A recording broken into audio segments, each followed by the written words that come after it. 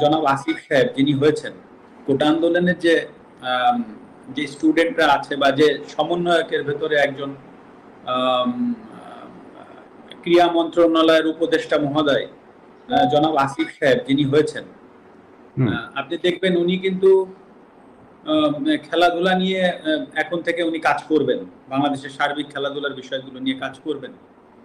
আম, এখন যদি আল্লাহ না করুক কালকে একটা প্রবলেম হয়, আল্লাহ না করুক যদি কোনো একটা খেলাধুলায় কোনো জায়গায় প্রবলেম হয়, উনি কিন্তু প্রধান উপদেষ্টা মহোদয় ডক্টর ইউনূস স্যারের কাছে যাবেন, বা সিনিয়র উপদেষ্টা মহোদয় যারা আছেন উনাদের সাথে আলোচনা করে এসেই কিন্তু উনাকে স্টেটমেন্ট দিতে হবে।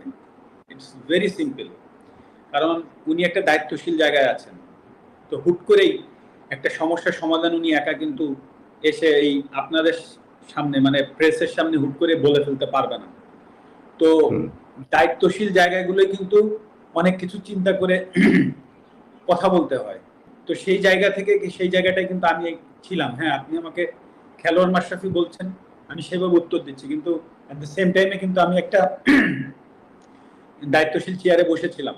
তো হুট করেই আমি কিন্তু ফ্রন্টে এসে একটা কথা বলে দিলাম, আর তাই নিয়ে একটা বিশাল আরো বড় কিছু হয়ে গেল।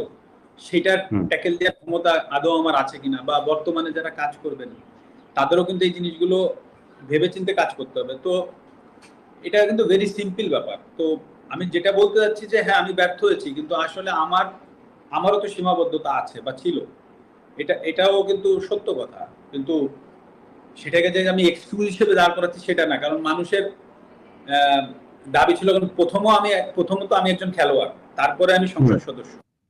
কারণ আমি খেলোয়াড় থেকে আমার পরিচয় মাশরাফি না হলে আমি অবশ্যই ওই সংসদ সদস্যে আমার যে ডাক নাম ছিল, আমার নলেজের মানুষ চিন্ত কৌশিক নামে, সেই নামে আমি নিশ্চয়ই সংসদ সদস্য হইতে পারতাম না।